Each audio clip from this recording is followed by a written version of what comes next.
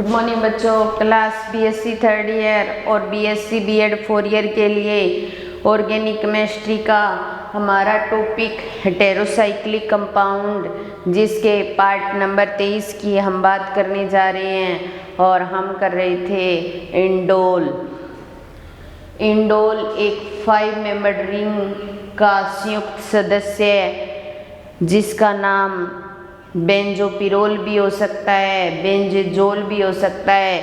तो हम बात कर रहे थे इंडोल की, और इंडोल के बनाने की विधियाँ हो गई थी। अब हम केमिकल प्रॉपर्टी की बात कर रहे हैं। केमिकल प्रॉपर्टी के अंदर ये एक क्रिस्टलीय पदार्थ होता है। इंडोल जो है वो एक क्रिस्टलीय पदार्थ होता है, जिसका गलनांक होता है 52 degree centigrade.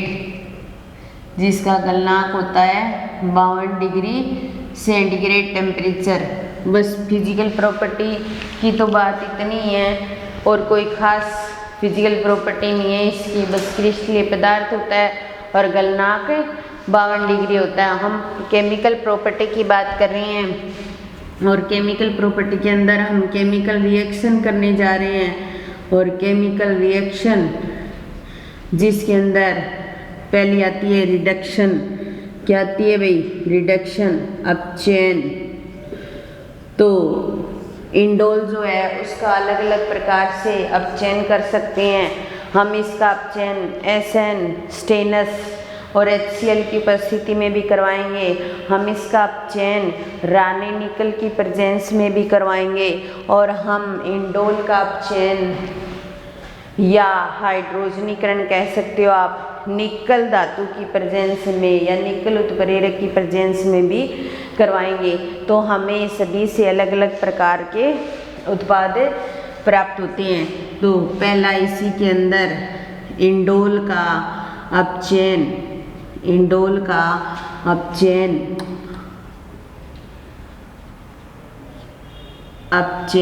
SN plus HCl की उपस्थिति में, मतलब अपने अपचयन करवा रहे हैं तो इंडोल का अपचयन स्टेनस और HCl की उपस्थिति में करवाएंगे। तो हमें क्या प्राप्त होगा? तो हमारे पास ये इंडोल इस तरीके से शो करते हैं इंडोल को, या बेंजोपिरोल कह सकते हैं, N और H और ये डबल बॉन्ड। इसका नाम क्या है? इंडोल। और इंडोल का अपचयन करवाएंगे तो 2H के साथ रिएक्शन करवाएंगे, और 2H के साथ रिएक्शन करवाएंगे किसकी प्रेजेंस में? SN प्लस HCl की प्रेजेंस में। एक हाइड्रोजन इस कार्बन के साथ आ जाएगा और एक इसके साथ आ जाएगा, और डबल बॉन्ड ख़त्म हो जाएगा। और डबल बॉन्ड जब ख़त्म होता है तो इसको इस तरीके से शो कर सकते हैं। और यहाँ पर इंडोल था, यहाँ पर क्या बन जाएगा? इंडोलिन बन जाएगा। क्या बन जाएगा? इंडोलिन। इसको क्या बोल सकते हैं हम? इंडोलिन बोल सकते हैं। या फिर अपने 1 2 3 4 5 6 7, तो अपने यहाँ पर 2 और 3 पर जुड़ा है, इसलिए 2 3 डाईहाइड्रो इंडोल भी कह सकते हैं इसको।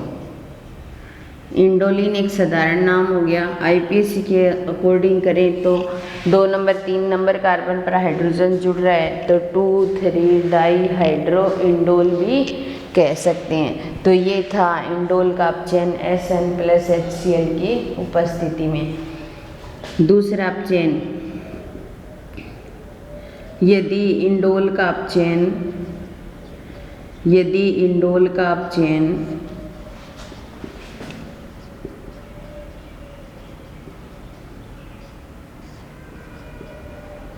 रानी निकल की उपस्थिति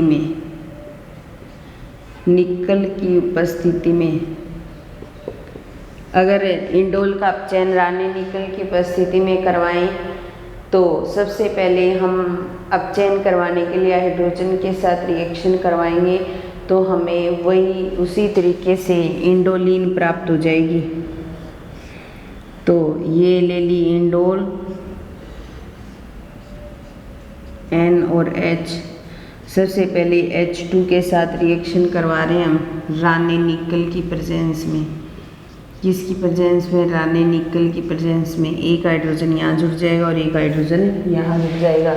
जब दोनों कार्बन के साथ एक एक हाइड्रोजन जुड़ेंगे तो यही तो हमने ऊपर किया था, तो हमें क्या प्राप्त हो जाएगा? इंडोलिन प्राप्त हो जाएगा। तो इस प्रकार ये बेंजीन तो ऐसी कैसे रहेगी और ये यहाँ से डबल बॉन्ड खत्म हो जाएगा और क्या बन जाएगी? इंडोलिन बन जाएगी। फिर हमारे पास कितनी कंडीशन रहेगी? 1 2 3 4 5 6 रहेगी। तो 6 हाइड्रोजन और जोड़ेंगे, फिर और ज़्यादा हाइड्रोजन करवाएंगे, हाइड्रोजन के साथ रिएक्शन करवाएंगे रानी निकल की प्रेजेंस में। तो एक एक हाइड्रोजन सबके साथ जुड़ जाएगा और इस तरीके से सारे बॉन्ड सिंगल बॉन्ड में चेंज हो जाएंगे। और देखिए 1 2 3 4 5 6 7 और 8 हाइड्रोजन जुड़ गए। तो क्या बन जाएगा? Octo hydro indole. क्या बन जाएगा? Octo hydro indole. यानी कि सारे डबल बॉन्ड किस में चेंज हो गए? सिंगल बॉन्ड में।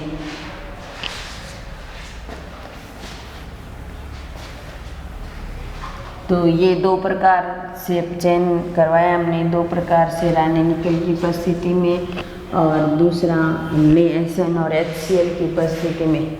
तीसरा सिर्फ निकल की प्रेजेंस में चयन करवाएं। ये इंडोल ले लिया और N और H और इसको क्या नाम देते हैं? इंडोल। और निकल की उपस्थिति में करवाते हैं, हाइड्रोजनीकरण करवाते हैं निकल की प्रेजेंस में। तो सिर्फ हमारे पास ये रिंग बचती है, यहाँ तो इसके साथ NH2 आता है और यहाँ CH3 आता है। ठीक है, तो अपने ऐसे कह सकते हैं 1 एमिनो 2 मेथिल साइक्लोहेक्सेन 2 मेथिल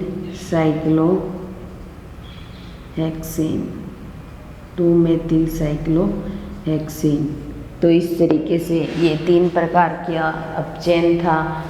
पहला SnHCl की उपस्थिति में, दूसरा था रानी निकल की उपस्थिति में और तीसरा सिर्फ निकल की उपस्थिति में। तो इस प्रकार के उत्पाद हमें प्राप्त होते हैं। तो इसके साथ ही अपचयन कंप्लीट होती है। फिर उसके बाद में 2 नंबर रिएक्शन आती है इलेक्ट्रॉन्स नहीं प्रतिस्थापन अभिक्रिया।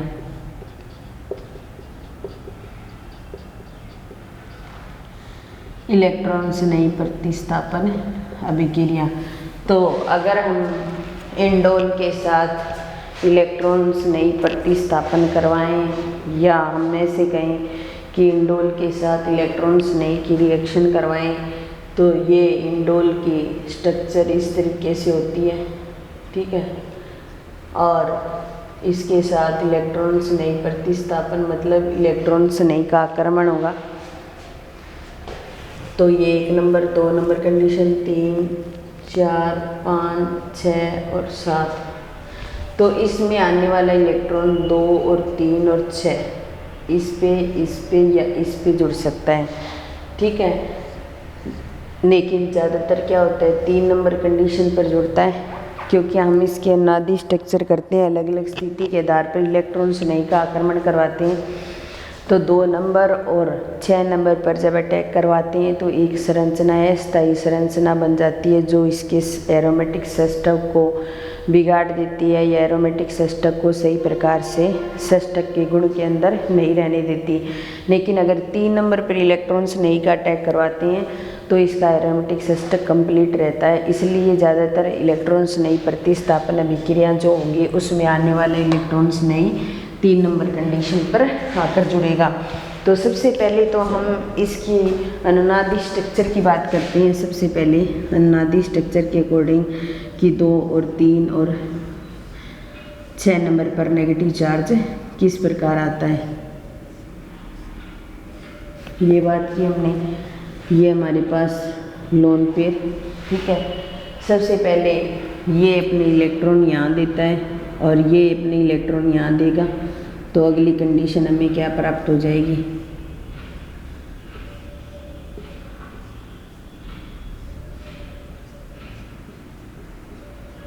ये बॉन्ड यहाँ बन जाएगा, इस पर पॉजिटिव चार्ज आ जाएगा और इस पर क्या आ जाएगा, नेगेटिव। ये इलेक्ट्रॉन यहाँ चले जाएंगे, ठीक है, और ये इलेक्ट्रॉन यहाँ चले जाएंगे और ये इलेक्ट्रॉन यहाँ चले जाएंगे। ऐसी कंडीशन आ जाएगी।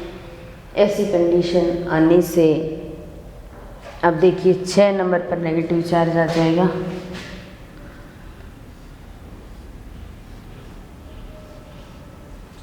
यहाँ नेगेटिव चार्ज आ जाएगा, यहाँ बॉन्ड बन गया, यहाँ बॉन्ड बन गया, यहाँ बॉन्ड बन गया,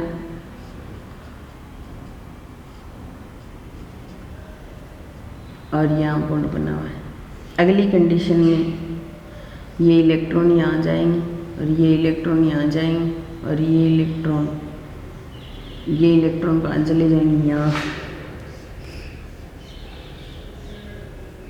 तो ये और ये बॉन्डिंग होगी।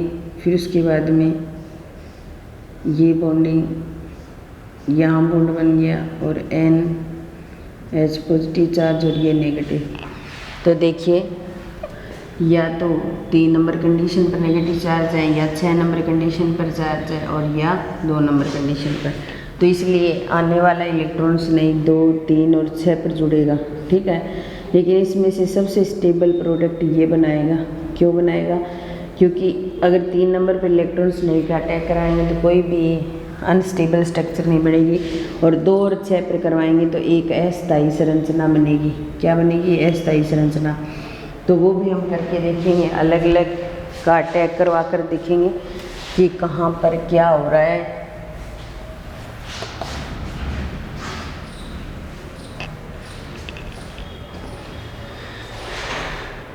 तो सबसे पहली स्थिति 2 पर आक्रमण।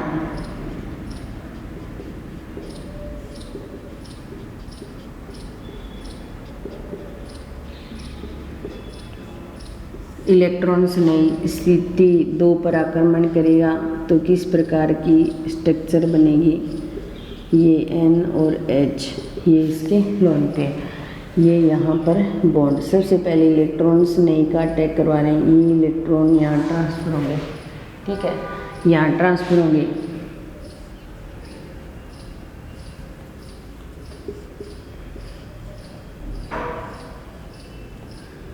ये पॉजिटिव चार्ज डबल बॉन्ड यहाँ आ गया, ये इलेक्ट्रॉन यहाँ आ रहे हैं तो यहाँ पॉजिटिव चार्ज N और H, और ये E और H इस प्रकार जुड़ रहे हैं। फर्स्ट नंबर जो अपने 2 नंबर कंडीशन पर अटैक करवाते हैं, फिर अपने क्या करते हैं, इस पॉजिटिव चार्ज को ख़त्म करने के लिए ये इलेक्ट्रॉन यहाँ देते हैं अपने। ये इलेक्ट्रॉन अगर यहाँ दे देते हैं तो हमारे पास ये बचता है, और इस तरीके से ये N और H और E और H, ये जो 2 नंबर कंडीशन पर अटैक करवाया है, अटैक करवाने से क्या हो रहा है कि हमारी जो षष्टक संरचना थी, एरोमेटिक षष्टक संरचना बिगड़ जाती है। एरोमेटिक षष्टक संरचना बिगड़ जाती है, संरचना बिगड़ जाती है, ठीक है। और इसलिए इसको एक अस्थायी संरचना माना जाता है। ये अस्थायी संरचना माना जाता है क्योंकि देखो double single single single double single single फिर डबल, ऐसी कंडीशन नहीं आनी चाहिए। इसलिए 2 सिंगल बॉन्ड नहीं आनी चाहिए। यहाँ पर 2 सिंगल बॉन्ड आ रहे हैं, इसका मतलब 2 नंबर स्थिति पर अगर अटैक करवाएंगे तो एक अस्थायी संरचना बनेगी। फिर स्थिति 3 पर आक्रमण।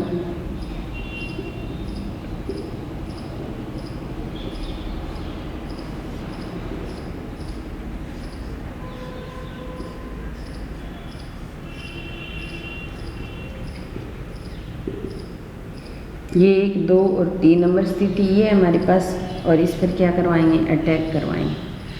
अटैक करवाएंगे तो ये इलेक्ट्रॉन इस तरीके से ट्रांसफ़र होंगे, और ट्रांसफ़र होंगे तो जैसे देखिए ये हमारे पास N और H था, ठीक है, इस पे पॉजिटिव चार्ज आ गया और H और E यहाँ जुड़ जाएंगे, H और E यहाँ जुड़ गए। अब अगली कंडीशन में क्या होगा कि हमारे पास जो एक स्थायी संरचना होगी वो हमें यहाँ प्राप्त हो जाएगी, और ये एक स्थायी संरचना होती है। ये क्या होती है, एक स्थायी संरचना होती है जो षष्ठक को कंप्लीट ही रखती है। और स्थिति 6 पर आक्रमण करवाएंगे तो ये बेंजीनिंग इस तरीके से बनाएंगे, और ये पिरोल ग्रुप को यहाँ पर जोड़ेंगे, और E पॉजिटिव इलेक्ट्रॉन्स ने अटैक करेगा।